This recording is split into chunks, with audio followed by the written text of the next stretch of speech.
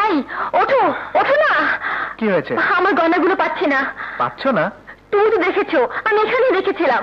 তাহলে গেল কোথায়? আমার মনে হয় চুরি হয়ে গেছে। আপনারা কোনো চিন্তা করবেন না, আমি সব দেখছি। তোমরা সত্যি করে বলো, তোমাদের মধ্যে কেউ নিয়েছো কিনা? আল্লাহর কসম আমি নেই। তুমি নিয়েছো? আমি 10 বছর ধরে কাজ করি, এমন কাজ করতেই পারি না। তুমি? আমি তো দারোয়ান, রোজন বাড়ি ভেতরে আসি নাই। তাহলে কে নিয়েছে?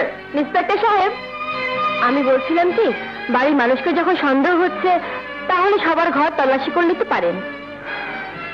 ইন্সপেক্টর সাহেব, ওদেরকে নিয়ে সবার ঘর তল্লাশি করুন। চলো চলুন স্যার।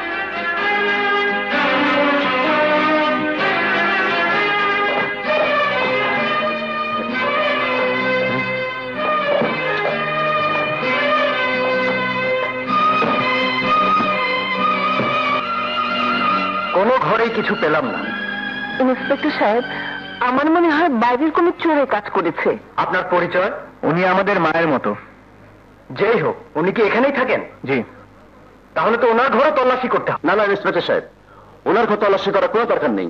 কথা যখন উঠেছেই, আমার ঘরে তল্লাশি করা হোক। তাহলে চলুন।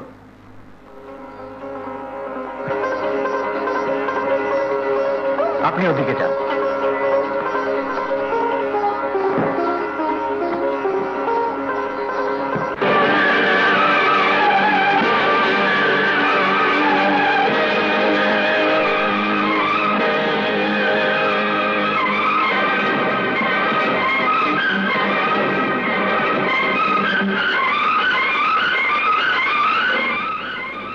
এগুলোই কি আপনার? হ্যাঁ।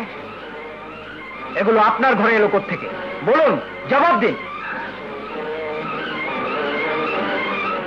এগুলো যখন আমার ঘরে পেয়েছেন, তাহলে আমি চুরি করে এনেছি। চুরি করেছো?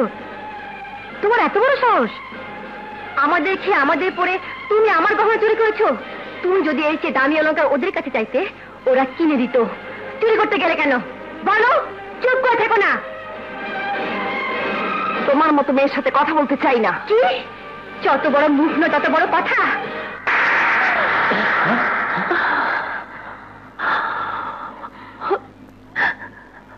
ইন্সপেক্টর সাহেব, ওকে অ্যারেস্ট করুন।